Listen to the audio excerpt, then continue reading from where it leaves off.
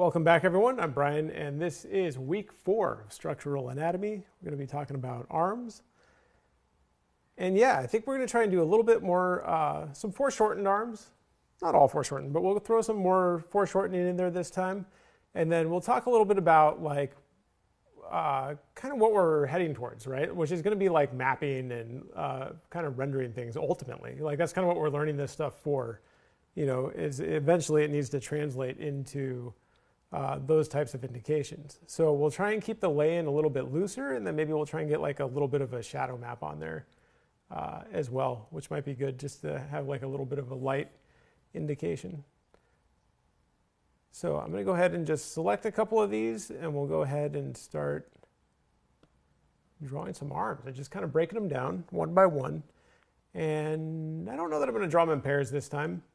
But we definitely need to include some of the torso stuff, right? Like either a little bit of the pec or the collarbone or the scapula and like trapezius or something, just to make sure that we're getting that connection correct and that it's actually locking onto the body. And I consider that part of the arm. I think we've been over that. But here we go. We'll start with one that has a little bit more foreshortening. And it's the collarbone. And trapezius are going to kind of start about here. Then real quick, I'm just going to say, okay, that shoulder is going to come down here. Arm will kind of shoot down here. And then off this direction, I think the hand will sit kind of about here. So I think that's a good size for an arm. So we need to come in and kind of flesh it out a little bit more, right? So for this is the collarbone. It's going to drop back like that, right? And then the pit of the neck would be like about there somewhere. So we're going to have our acromion process sticking up back here. Trapezius kind of connecting from there and then sort of heading back that direction. Right, so his head and neck are all right here, obviously. So we'll start kind of working our way down, find the rest of the gesture. Right, so that shoulder is going to sit about in here. Width of the pec will sit right about there. Make that a little more narrow. Find width of the pec. And then the rest of the gesture of the arm, right? It comes kind of straight down and then has a little bit of a turn to it, kind of that way. And then the wrist will sit a little bit higher. We'll find that in a second. So again, just keeping our gesture nice and loose, but then starting to build up these masses a little bit, right? Like this arm's coming towards us quite a bit. Right? In fact, I might make this section a little bigger. For the width, I feel like the hand could be quite a bit bigger. Because there's quite a bit of foreshortening on here, right? So remember, this part of the arm is coming towards us a little bit. And this part's coming towards us a little bit, like that upper section of the arm. But then on the lower section, it's coming towards us a lot, right? Because it's like resting on his arm, or his leg, sorry, like on his knee.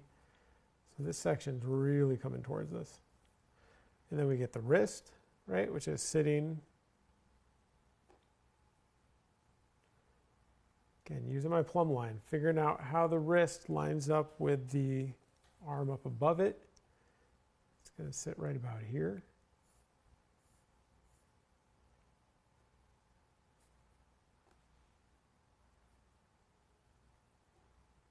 Now, his wrist is pronated, right? And we're seeing it from the top, so we're not really seeing a ton of elbow indication, at least not the bony parts, at least not the parts we typically look for.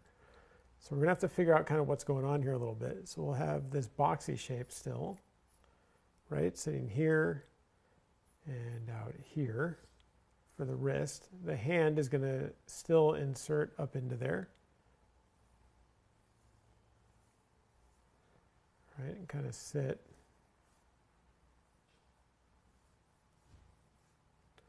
down this way a bit.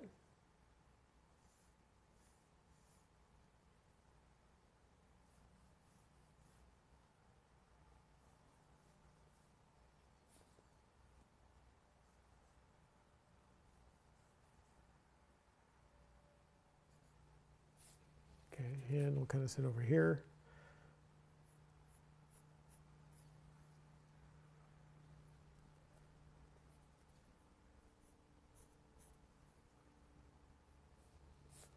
But then we get the wrist pronation, right? So his wrist, remember, is kind of flipped over this way. So we get the bones kind of crisscrossing, right? So we know we have a bone actually coming from the outside of the elbow over to here. And that gives us a bone going this direction. And then this one coming basically straight back this way. Right? That looks odd like it pinches, and it does, but it's really two different bones, right? We have one coming this way, and then this one crossing over it that direction. And so then we need to make sure to push this overlap right in here. Right? This is like a key overlap that'll help show that wrist pronation.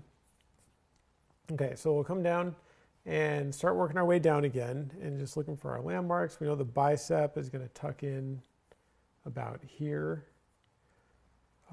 Forearm.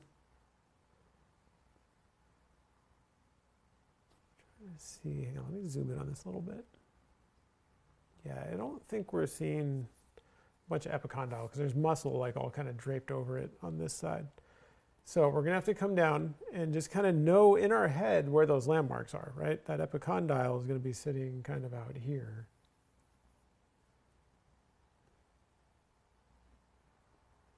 But it's going to be back behind the brachioradialis, right? Where we won't be able to see it. Same thing on this side. It's going to be not visible because there's a bunch of stuff connecting. So this all feels like it's in the right spot. So let's go ahead and start now looking for the shape of the shoulder, right? So that's going to cut over this way.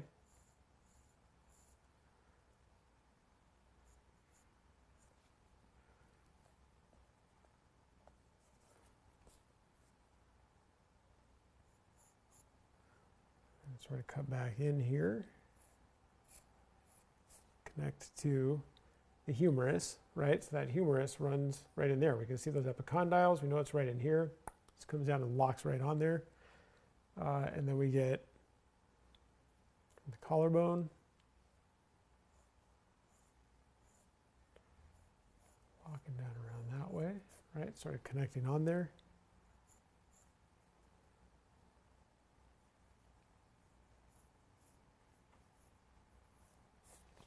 Okay, then we get the pec kind of cutting in here and down this way. And then we get the bicep coming out here. And also maybe not. I don't think we can see it from here. Sometimes you can see like a little bit of coracobrachialis maybe cutting in that way, but it's not super visible. Actually, maybe it is. Maybe that is what that is. And then the bicep cuts out here, right? So again, looking for those overlaps, right? Each one of these little overlaps implies depth and anatomy and like some really key stuff. So I'm spending a lot of time kind of figuring that type of stuff out, right? So we get bicep coming down.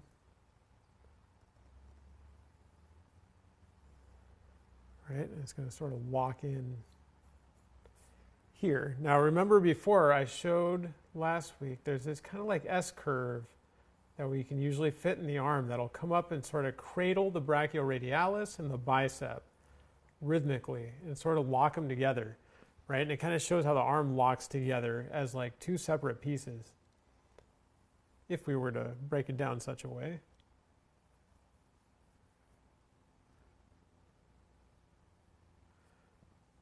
Okay, so we can find that little rhythm, which can help get things in the right spot. We get a little bit of the tricep poking out back here.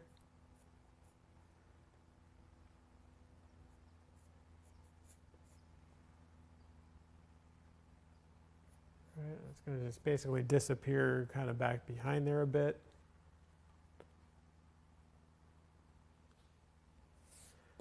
And then we have to find those forearm muscles, right, which are not super easy to find.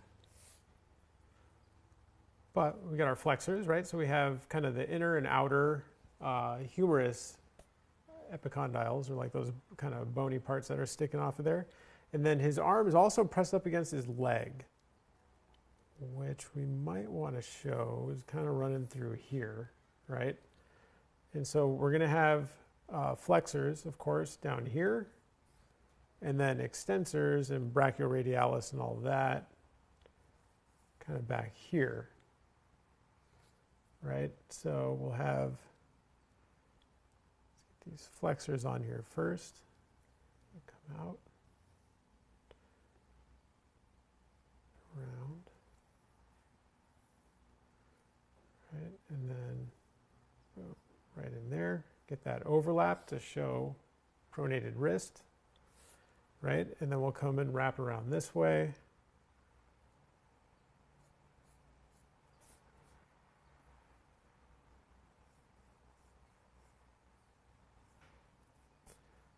Right, and then this sort of connects down this way. And remember, it locks into the thumb side of the wrist, which is this side, because it's crossing over that way.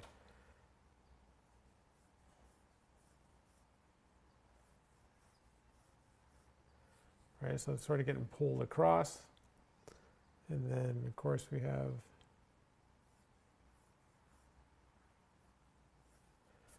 flexors here.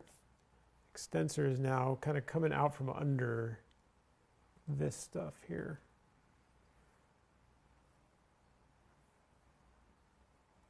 I feel like this can maybe even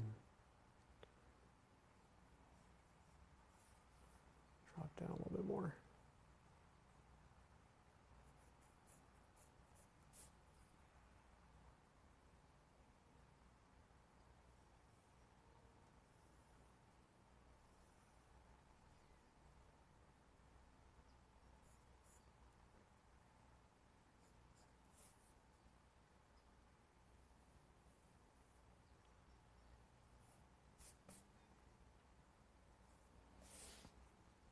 So that's basically what we're looking for to get this stuff all kind of locked together.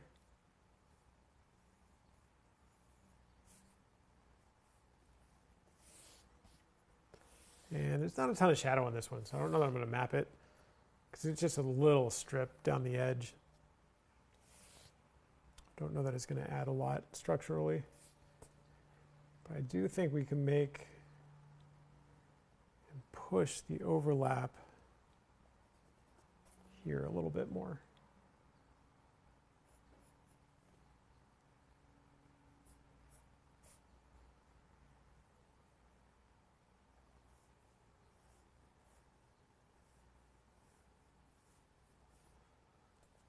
Get that brachioradialis shape and then make this a more obvious overlap right there.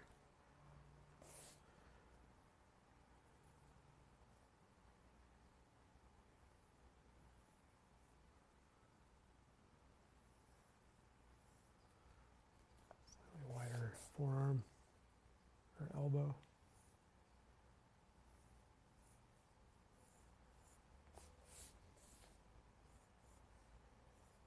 Okay, so let's do one more.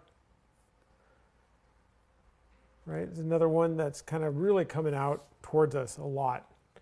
Right, so we'll come in here and start looking at kind of where the shoulder is going to sit, only now we're going to use a different type of rhythm to start it, right? I'm going to use like an oval for that shoulder. And then let it overlap right off the bat, kind of coming up this way. And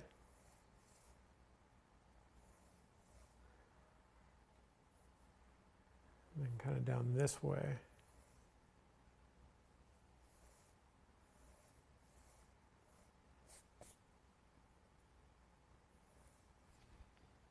This is too small. I want to draw this one bigger. I'm going to do it on a separate page.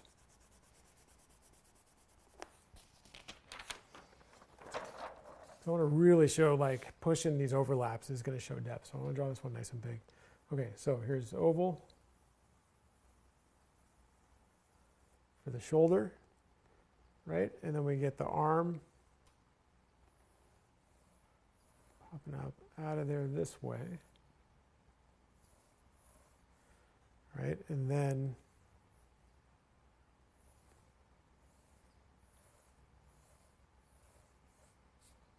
the rest of the rhythm coming up that way. And then his hand sits kind of right in here.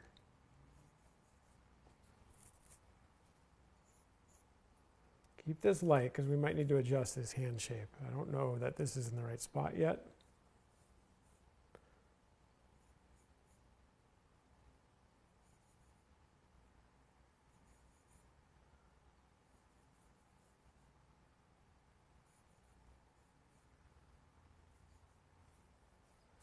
Right, just add a little bit of depth to it real quick. Okay, so this arm's coming towards us a lot. In fact, so much so that I think that hand is too far out. It's going to have come back quite a bit. Right, because it only goes a little ways. It comes here, has boom, bump, forward. We'll see, we'll try it there. Okay, so this is coming towards us. We have to think of this as a big cylindrical shape coming towards us, right? So it's going to be essentially that kind of shoulder shape.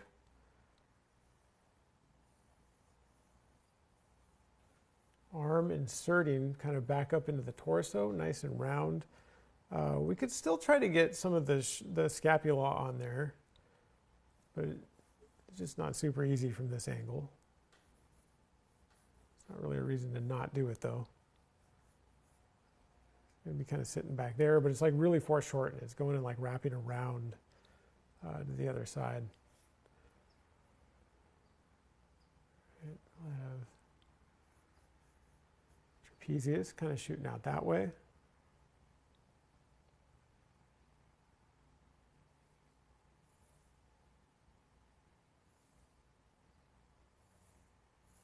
Trying to get a more accurate gesture. I think that's probably a little better.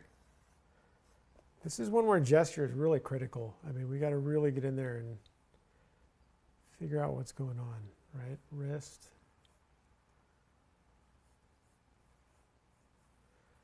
Sitting back here.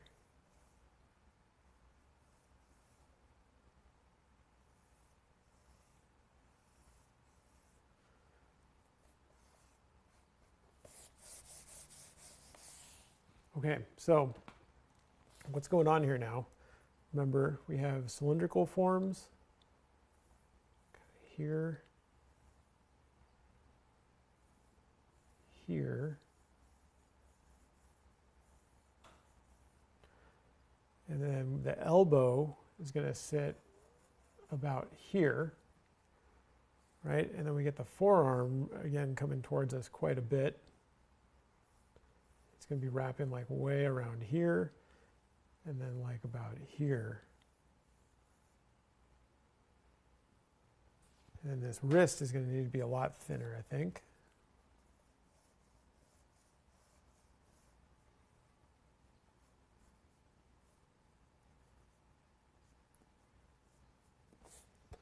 Yeah, kind of like that. So really kind of planning this out a little bit. And then thinking about, okay, now what's going on? What comes next? Let's try and get this shoulder locked in, right? I feel like that's important.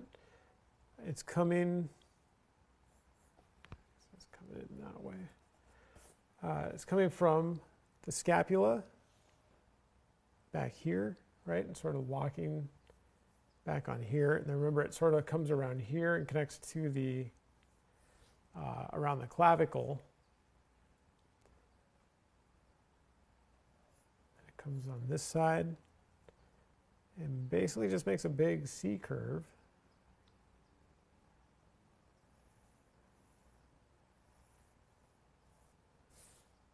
Kind of does that. And then sort of wraps up and over this section, right? Curls back. And then it's curling back into here and back up onto that scapula right there. Right, it's going up, over, and then reappearing here and attaching off on this side, which maybe it's a little big. Actually, maybe not.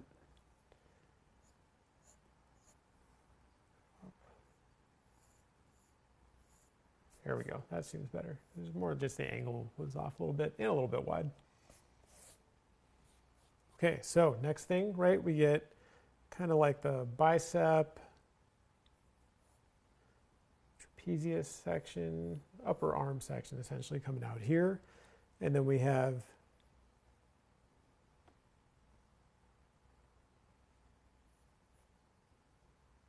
trapezius down here, right? So it's kind of cutting this way. And notice I'm just going to take my lines and try and get them to conform with these three-dimensional aspects of what's going on, you know, and really considering that, okay, wait, this is a cylinder really coming towards us quite a lot, right? And really trying to think about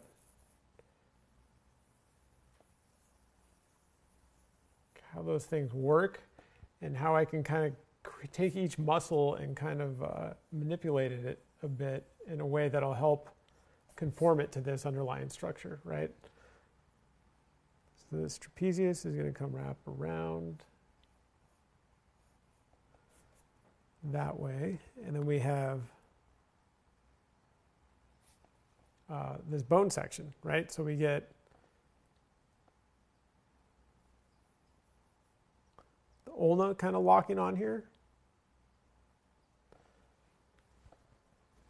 kind of tough, actually. It's not quite that angle. I think it's sitting a little bit lower. It's like down here.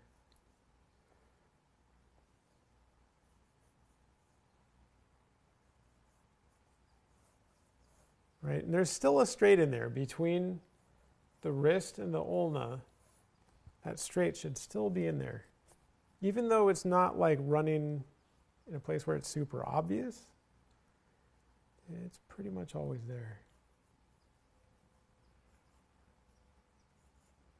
Right, so we get that little bit of ulna in there. And then we have kind of the more trapezius, or not trapezius, tricep. Walking around here.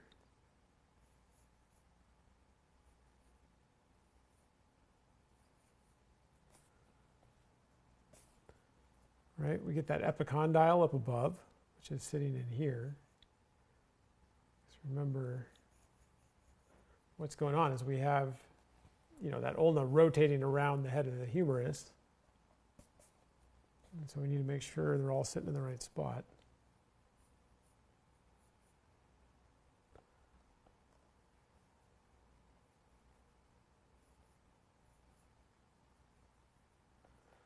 Right, we get that elbow on there.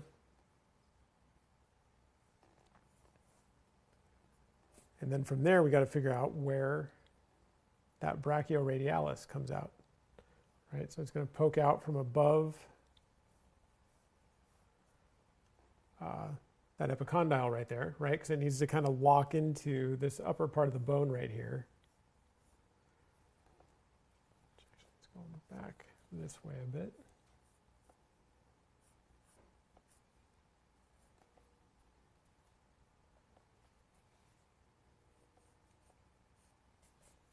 Right, and then it connects forward.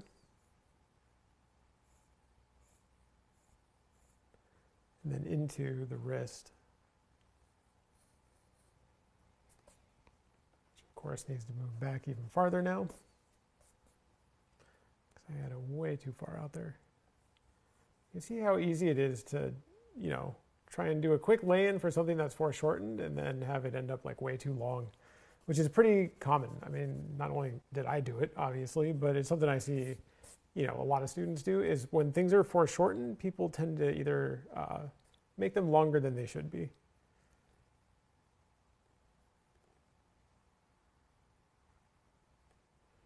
Hang on, that other epicondyle is like hidden The other side of the bone's like hidden down in here, kind of. Like way down here. You can see a little bit of it. It's like kind of dropping down here.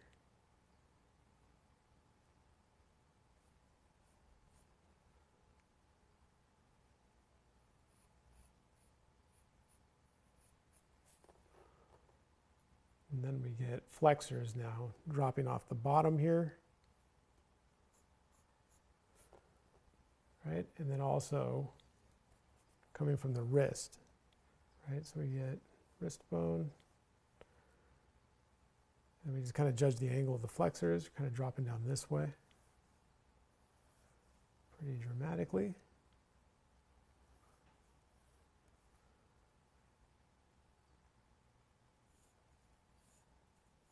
Back here, and then they sort of lock right up in here in kind of an interesting way.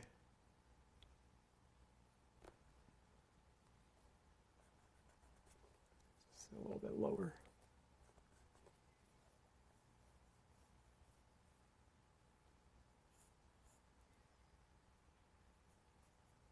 Right, comes up, hits that epicondyle.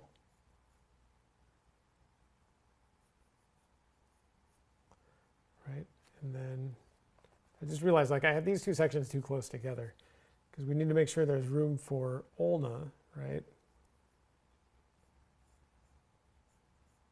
The back of the ulna, connecting up here, and then that epicondyle on each side of it, so I can rotate around it. You know, we need to make sure we get all of that in there. And then from there, that's not bad. That's actually enough now that we can come in and find some of the shadow patterns I was talking about, right? Because normally once we get this stuff blocked in, it's at that point that rather than continuing to draw more and more detail, it would be good to get like some shadow stuff blocked in.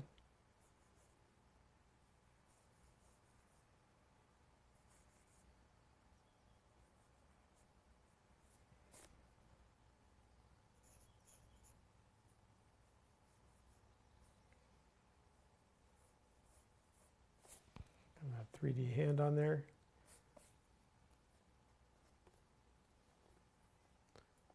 Add a little bit more width down here.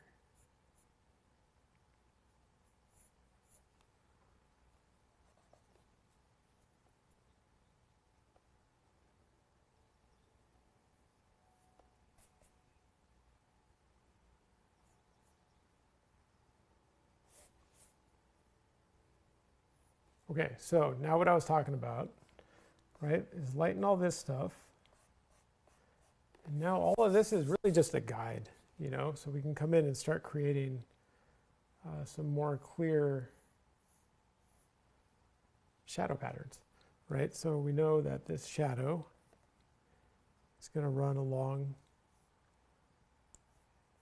the direction of the scapula and the deltoid coming around and connecting to it. And it's going to kind of bump down a bit. But thinking about edges a lot, right? Like what's going on with these edges? Wrap around here a little bit.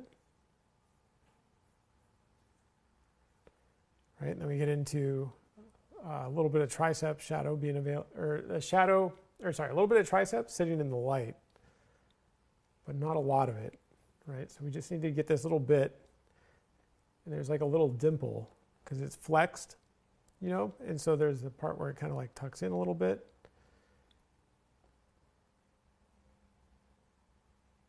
Get that little bit of shadow here, pull it around this way. Hard edge a little bit.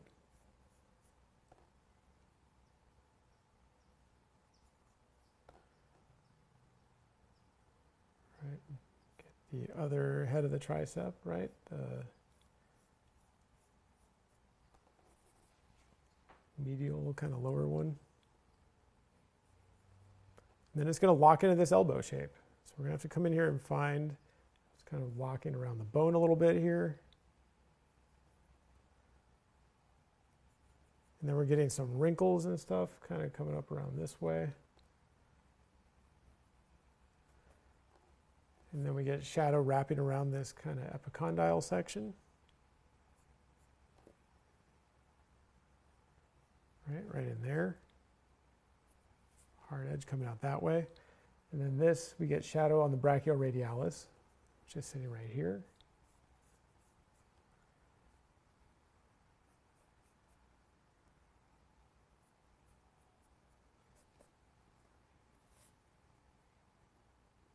And then shadow coming down onto the wrist.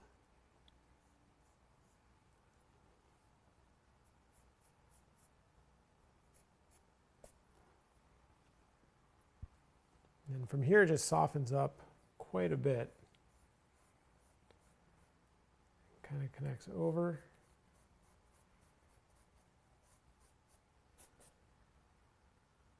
And down into here.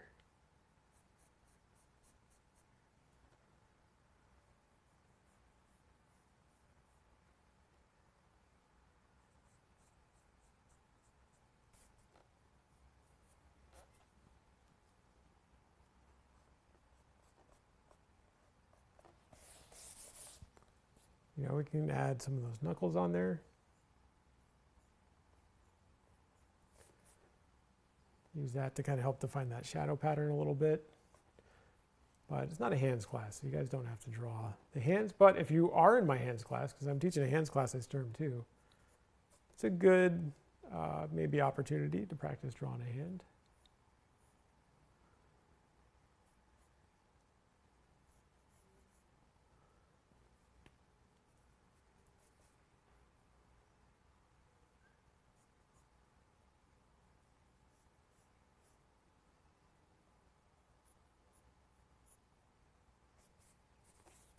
Fingers doing stuff.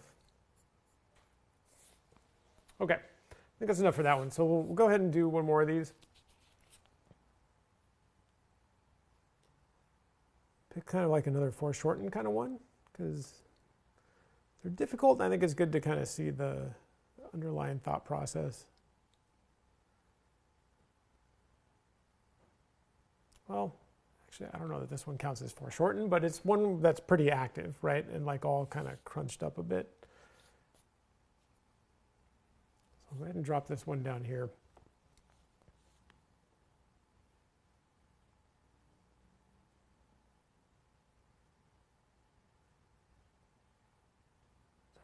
Making sure I don't want to change my mind at the last minute. I think that's a good one to do. That one, that one. Yeah, okay. So this one, I'm just going to put a general sweep in real quick, right? It just looks like it goes back this way, goes like that, right? And then we get maybe the elbow back here. Actually, no, let's make it bigger. Kind of do that. Elbow, and then we get straight kind of in here. For the ulna. So you can tell this arm is going to be really bent.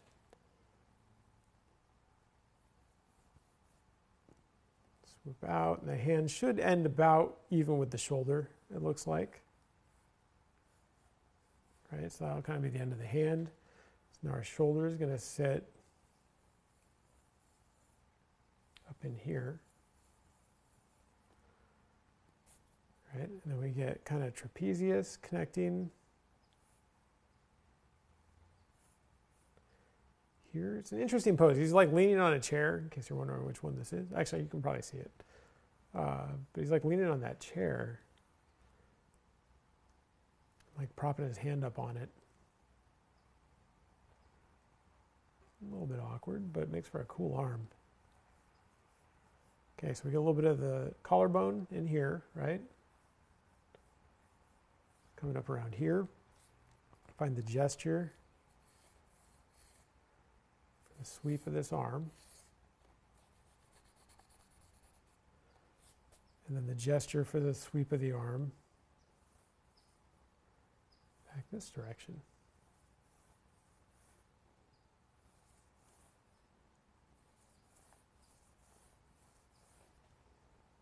Again, really thinking about the width, length and width, right? How does the width feel here? Here, in the elbow, you know, are we seeing enough room for the elbow here? Do we have enough wrist width? Where does that wrist sit? Is it just underneath this section? It looks like it. The hand comes here. Wrist is going to sit probably about in here.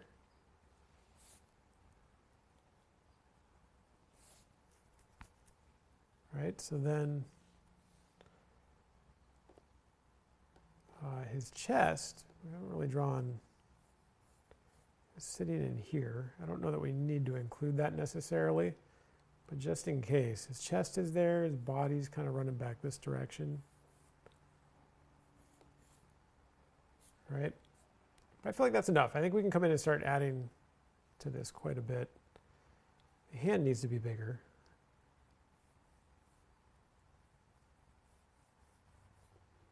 Probably more like that.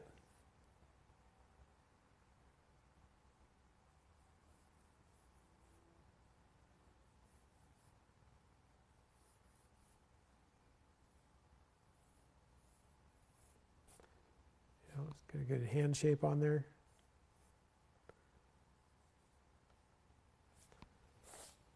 Okay, so thinking through what's going on, there's not a ton of depth, you know, like we're looking at it fairly flat or like profile or whatever. So we need to start figuring out how things are going to line up, right? So we'll have shoulder sitting up in here, which I think can maybe be a little bigger. Maybe like that size a little bit more so it can connect up onto here. We're going to have bicep, tricep, and then we have to figure out now what to do with the brachioradialis when it's all kind of crunched up like this, right? Because we've taken this whole section and just like smushed it. So we're going to have a bit of a crease in here, it looks like, kind of running out this way. And then that'll sort of run back down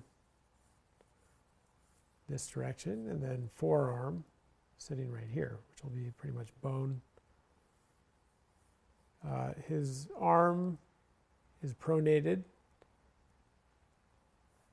but it's not something that affects things a whole lot from this angle, right? Because we're still seeing that ulna run straight through here.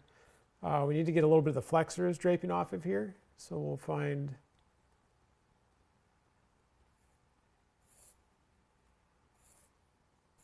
might go that way. Kind of the shape of the elbow back here, right? Kind of does this, back a little bit, and then up, right? The ulna has like a little bit of a bump at the end of it, right? That straight then sits in here, and then the flexors then drape off of there, right? They sort of drop down this way, and connect back up along there and get overlapped by this bone, disappear up underneath there. Remember, overlap is kind of another key component to this whole thing, something we want to focus on. Now, bicep, let's see, let's get the deltoid first. So deltoid connects kind of up into this section. And down, and then up here it's coming from behind the trapezius a little bit, and then down this way.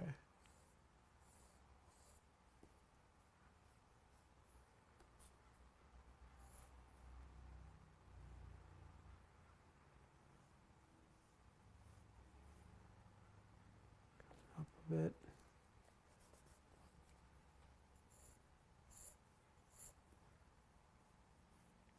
Sitting on here like this.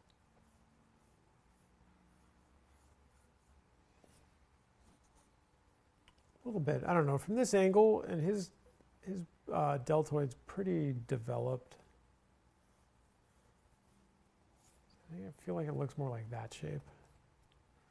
Remember, it's coming down and locking onto that humerus, so we need to know kind of where the humerus sits in here.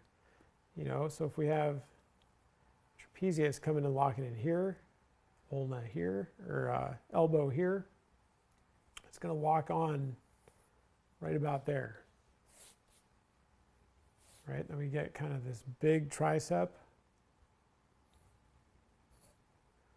coming out this way, and sort of wrapping around kind of that way.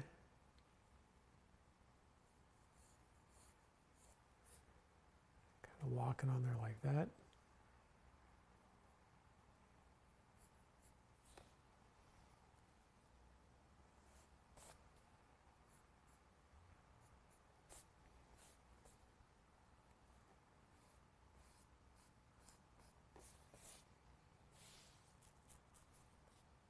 Right, so we got kind of some problem solving to do in here now, right? So we're gonna have to come in here and think about what's going on. We'll get our bicep kind of locking in here.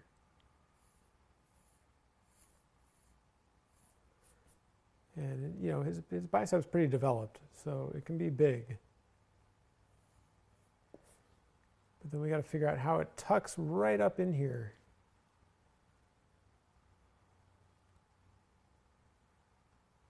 I feel like I made his arm a little long maybe, or this upper part needs to be even wider. Right, because his bicep needs to tuck right up into here. And I'm pretty confident in this shape down here, although I am kind of thinking the wrist could maybe be a tiny bit longer. Not a lot, but mostly I just know that the bicep now is going to have to come and wrap kind of up in here and lock right into this section.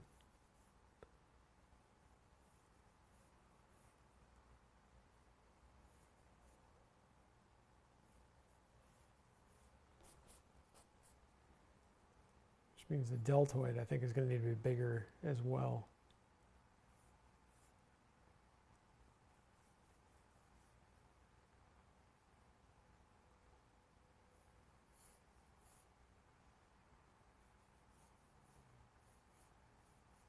Yeah, that's looking better.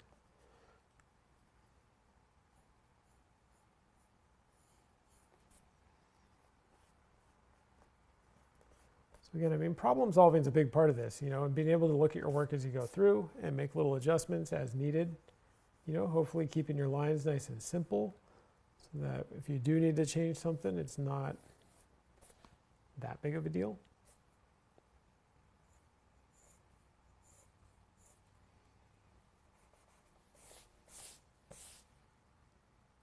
Looks pretty good now. I think this wrist could still come forward just a little bit. All right, I think it needs to come down and be just a little bit longer.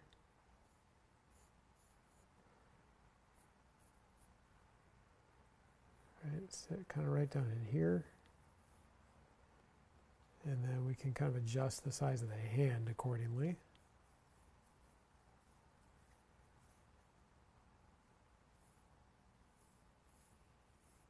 Let it kind of insert up into there.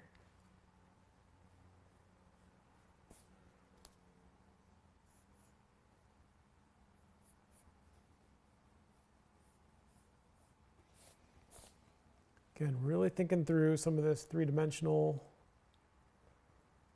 aspects of this stuff.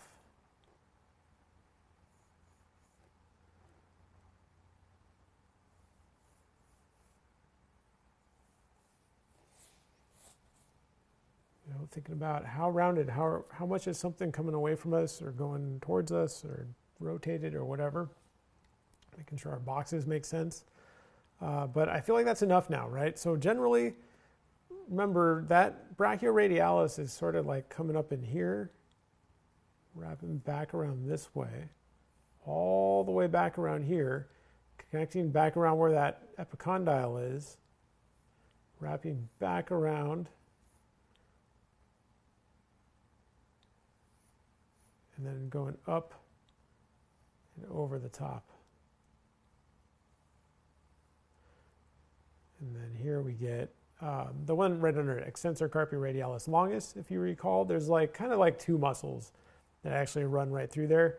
Typically, I kind of group them together, but in his case, you know, his arms are developed enough that they're pretty distinctly different things. So we can go ahead and make them that if we want to.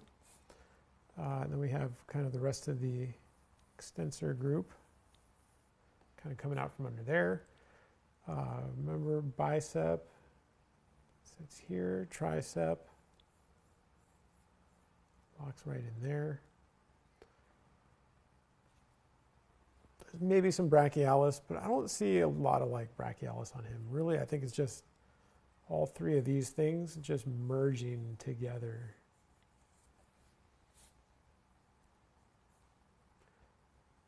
You know, and then we have kind of this deltoid shape. So that's enough, right? We're going to come in, lighten it, and see if we can just throw those shadow shapes on there, but let this stuff guide those shadow shapes more than what we see on the reference at this point.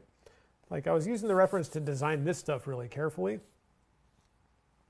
but every now and then when you get into shadows, some interesting stuff happens. Things don't work quite like they do in the reference always.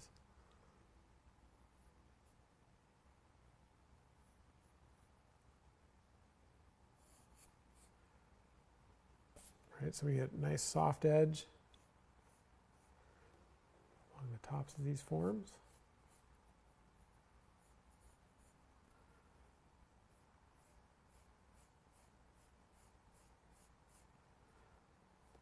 Right, wrap them back up that way. Hard edge underneath here.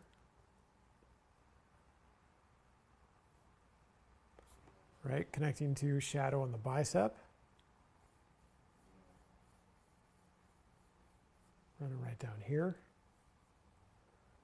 And then it's getting a shadow as that bicep or brachioradialis gets pinched. It's creating like an actual pinch, right? Where we're getting this kind of thing going on. That. Kind of that. Let's keep it as 2 pinches, I think, is enough.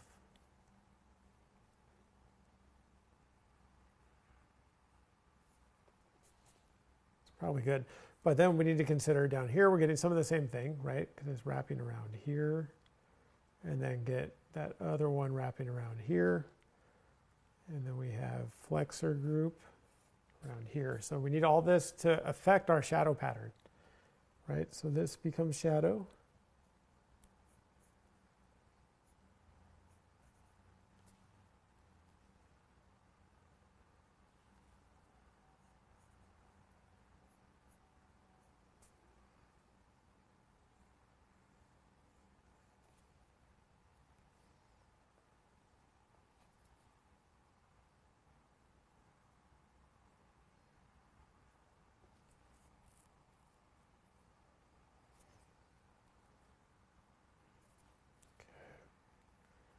Get some of that pinchiness in there, and then we got to figure out how that then sort of leads back to here, right? And kind of how these two sections merge.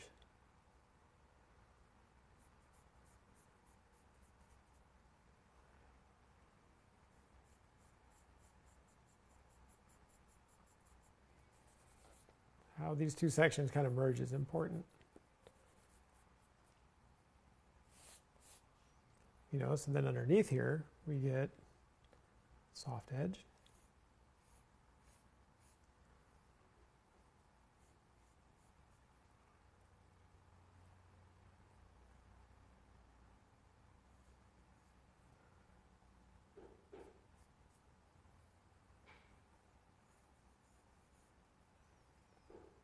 Right, a little bit of shadow, bottom of the ulna.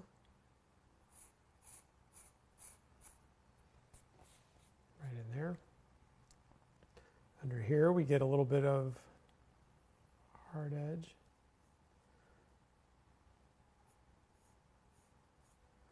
Soft coming up underneath there. Right, and then we get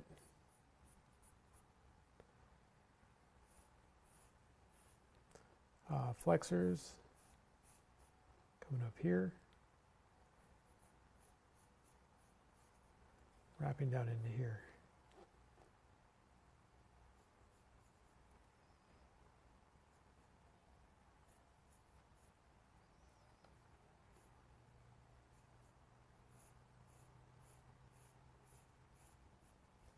And then back to the softer edge again.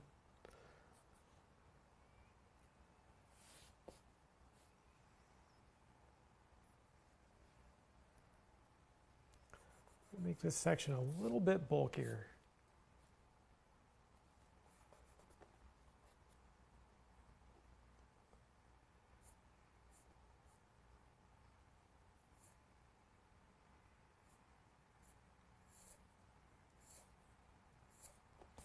Just to get that little bit of overlap right there and to help kind of show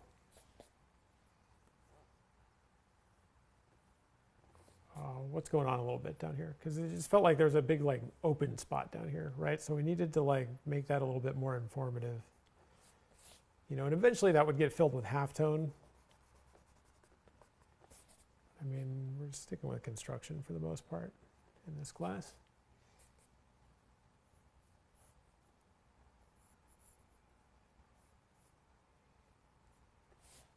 Yeah, it's not bad. That's okay for that one.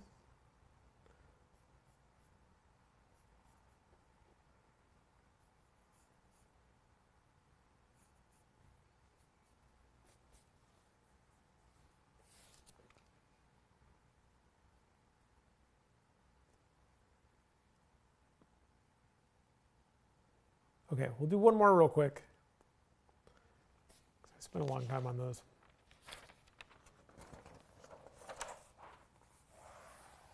But I just want to show one more foreshortened, kind of extreme foreshortening thing, although I think the last one wasn't technically foreshortened, but it was all crunched up. But this one has a shape that doesn't really look much like an arm, right? This is the one where he's like standing and he's got his arm like back holding the pole, but it doesn't make like an arm-like shape, really. I mean, it does, but only in the context of what's going on around it. So we have kind of this shape. And it comes this way, and then it sort of drops back this way.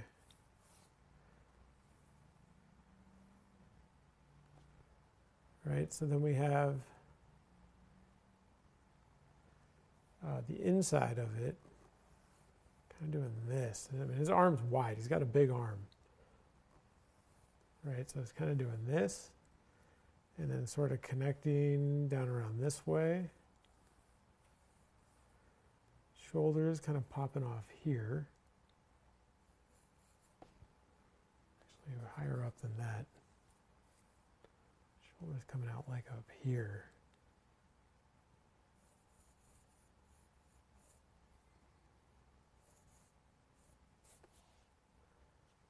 Right, and then we get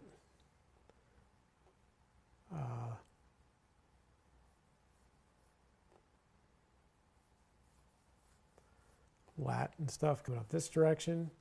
You know, so we're dealing with something kind of interesting now, right? We have the armpit, and then we have this arm really coming out towards us a lot. And the elbow kind of sitting out this way. You know, so now we got to think about, okay, what's going on here? Let's find the wrist real quick. And already I can tell this forearm is more foreshortened than I have it, I think. I think it needs to move down a bit. I mean, it's like really foreshortened. And then that wrist is sitting, it's hard to tell, it's sitting kind of like this. See maybe a little bit of this side of it. Right, it's like kind of sitting up here. And then rhythmically connecting in here. Out here. Okay, so, I mean, it looks funny like this, but we got to really think through what's going on, right? And think, okay, this part is actually doing this, right? Because this is a cylindrical shape going away from us.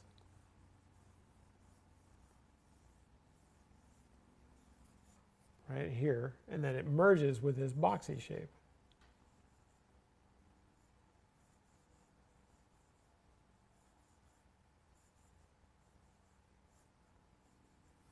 right? And so we kind of have to figure out how these things sit in here and merge in a way that, you know, ends up looking like a forearm. So we get kind of that plus box.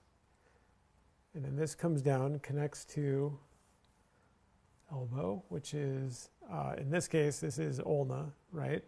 Coming out here. Sort of connecting back this direction.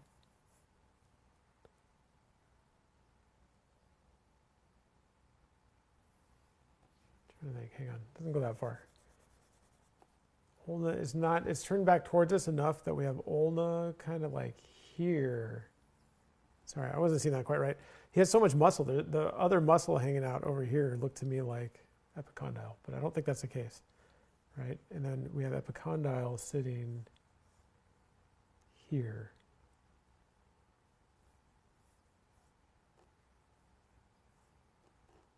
Right, and then ulna here, and then that other epicondyle then is going to sit on this side, right? So that bone is sitting right in here, right, and cutting back this direction, right, kind of like that. And then we have this part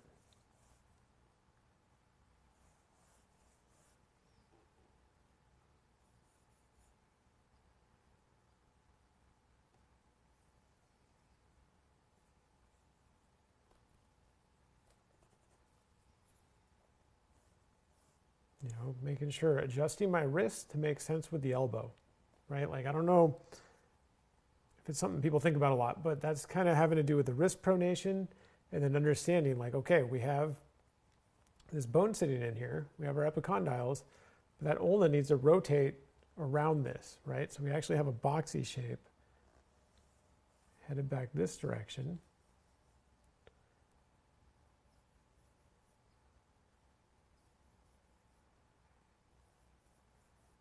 Right, we get like this kind of thing sitting on here.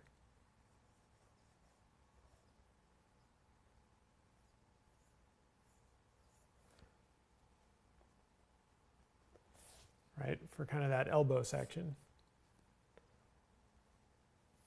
So I mean, that's a lot to figure out there.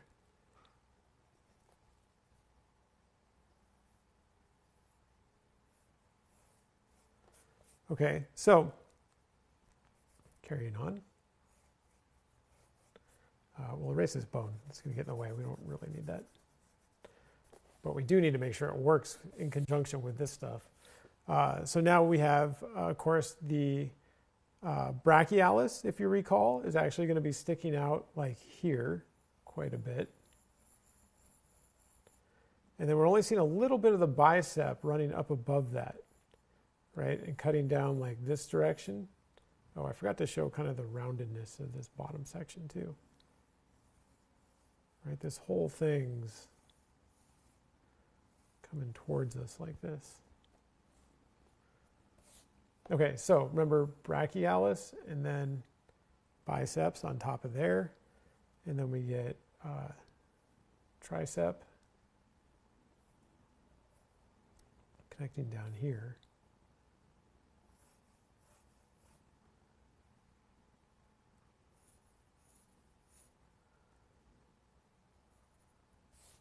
Like that. And I think we're seeing some of the brachialis over here, I think is what's going on.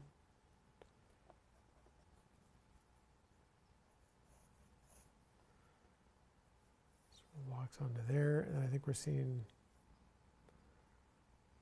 the other side of the brachialis. Right, like we're seeing some of it here, and it's wrapping up and over this bone and out the other side. Is kind of what's going on.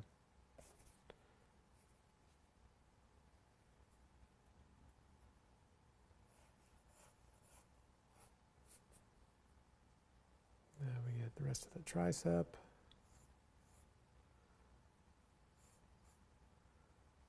Connect it up and through here.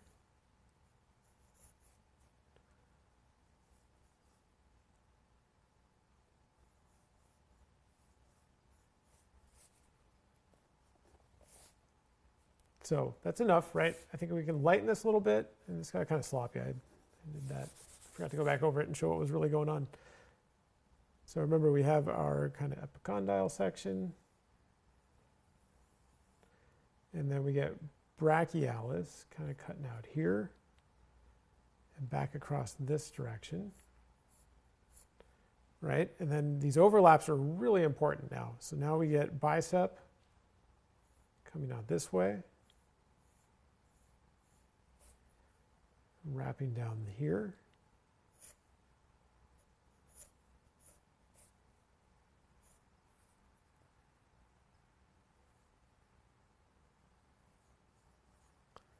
Sort of disappears up into there.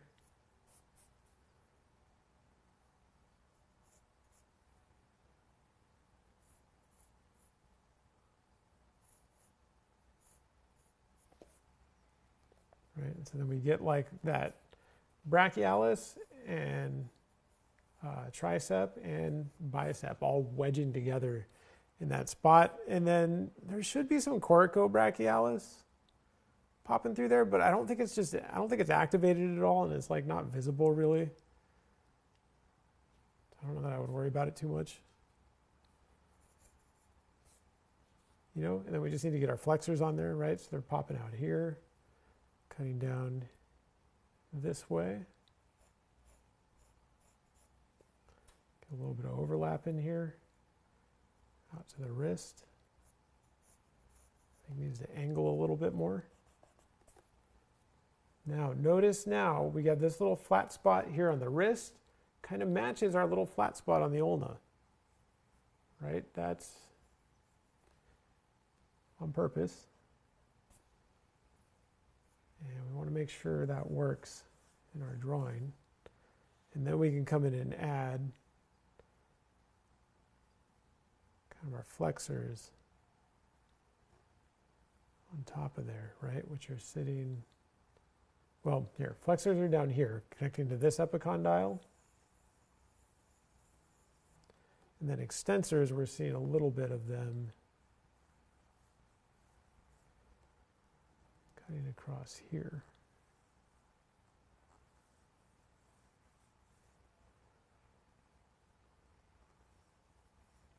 One that sort of locks right onto the bone, and then we have more cutting back this way to this other epicondyle.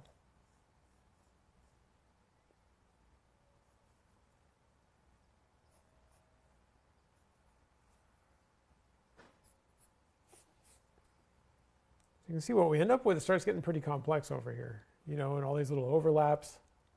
And really, it's just a matter of kind of building that stuff up in a logical way.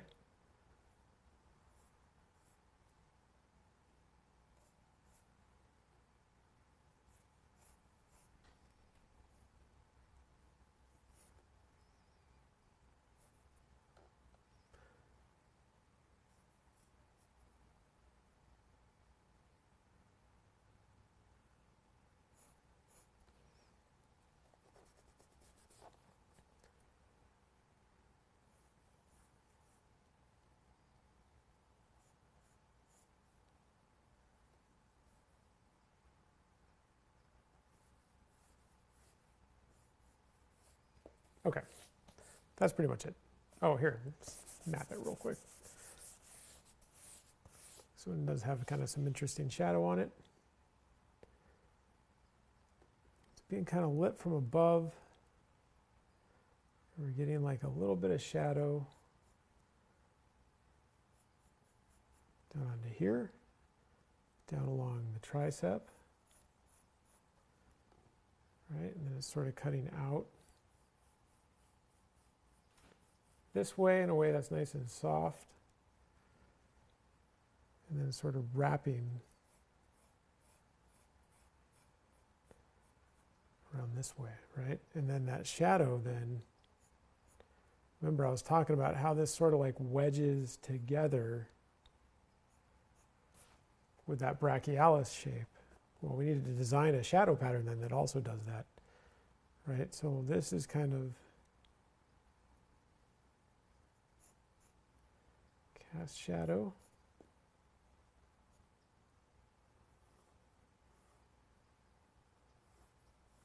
down across here. This cuts up over.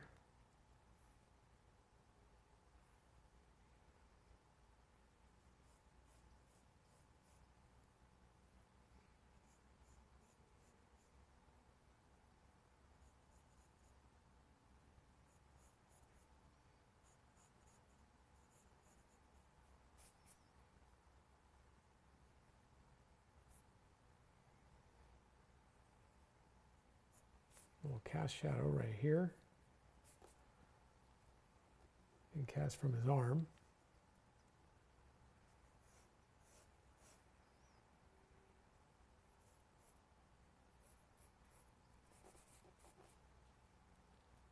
Kind of some striations cutting across there.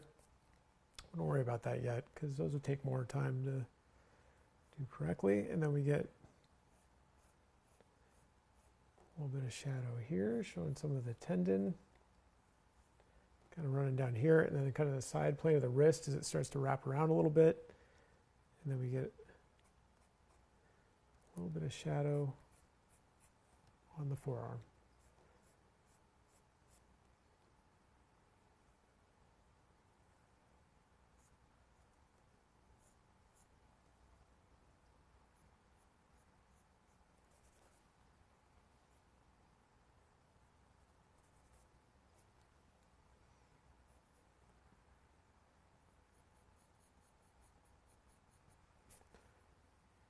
Soften up a couple of these little edges maybe.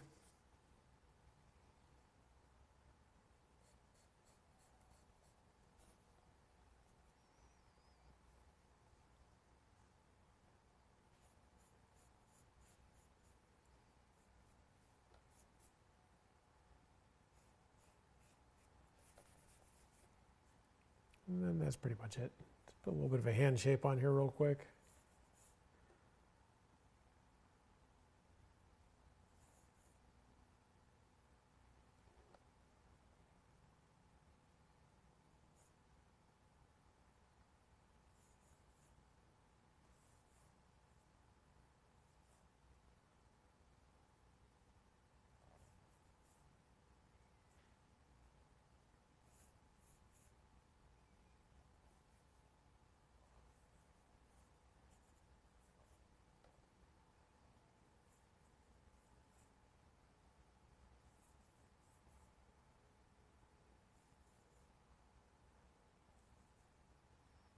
And there's a pole kind of running right through here that he's like grabbing onto.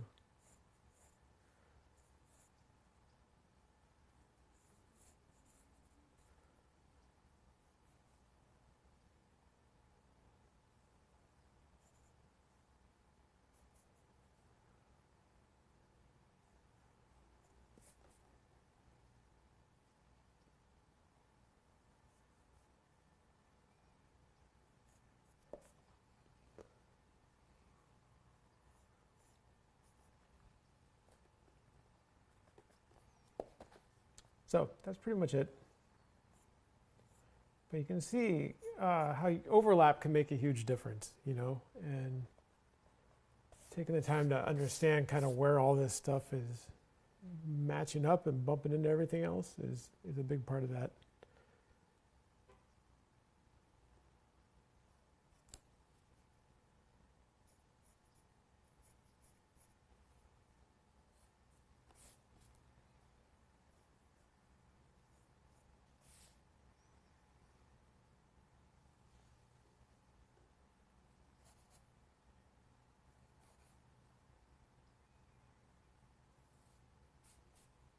Cool. So that is pretty much that. So thank you guys for watching once again. And yeah, for your assignment, I mean, I would recommend kind of the same thing we did last time, right? Which is just try to do kind of what I'm doing here, depending on your skill level. I mean, I understand there's a wide variety of skill levels, you know, because we open up classes to all levels pretty much. And we're pretty good at teaching to whatever level people are at. So, you know, if you're not comfortable going in and trying to map all this stuff and get it all locked together quite like that, then you don't have to do that. It's not a big deal. But if you do want to do that, then you're welcome to do so. And yeah, I mean, take it as far as you're comfortable with, I guess is my point. But try and do some foreshortened stuff, right? Because that's kind of the idea this week. And then see how it goes. And I'll do my critiques. And I look forward to seeing what you guys draw, because it's usually pretty cool. So thank you guys for watching. I'll see you next time. Bye.